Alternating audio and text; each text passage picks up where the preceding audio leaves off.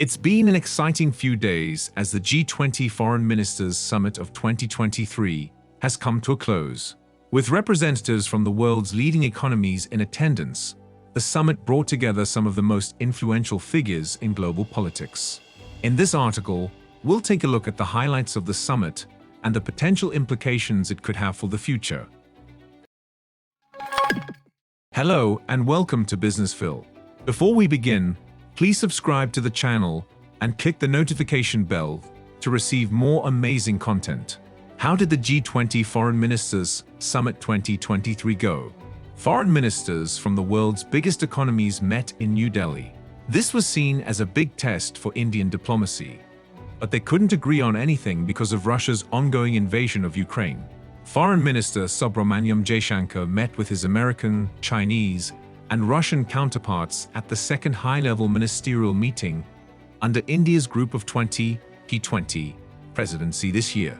He was hoping to find enough things they all agreed on to be able to make a joint statement at the end of the summit. But Moscow's war caused rifts that made it hard for New Delhi to convince the leaders to put their differences aside. Jaishankar admitted that the war had made it hard to bring the group together.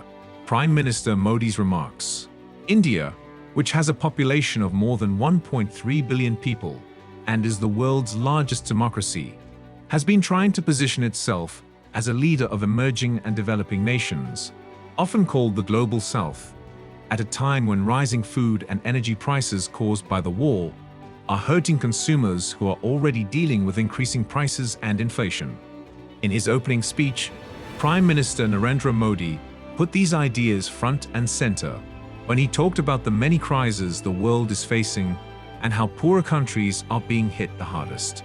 The events of the last few years, the financial crisis, climate change, the pandemic, terrorism, and wars, make it clear that global governance has failed, Modi said. We must also admit that the developing countries will suffer the most from this failure, he says, because richer countries are the ones who cause global warming. Modi mentioned the war in Ukraine and said that it was deeply dividing the world.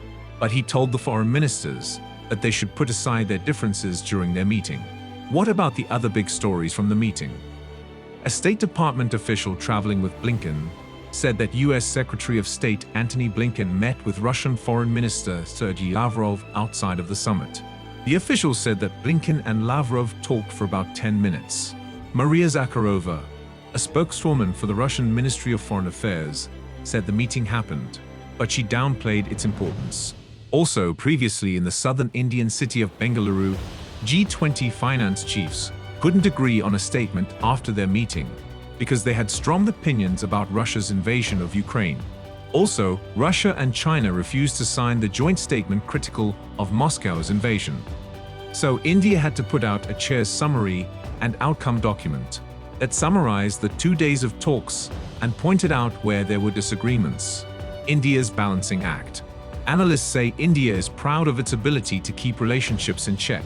In different United Nations resolutions, the country, like China, has refused to condemn Russia's brutal attack on Ukraine. But if you look at India, instead of breaking off economic ties with the Kremlin, India has gone against Western sanctions by buying more oil, coal, and fertilizer from Russia. But India, unlike China, has also grown closer to the West, especially the US, even though it still has ties to Russia.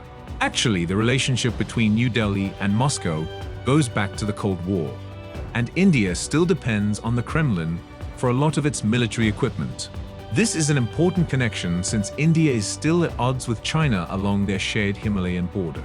In the past few months, the US and India have taken steps to strengthen their defense partnership. This is because both countries are trying to stop China from becoming more aggressive. Growing tensions between the US, China, and Russia.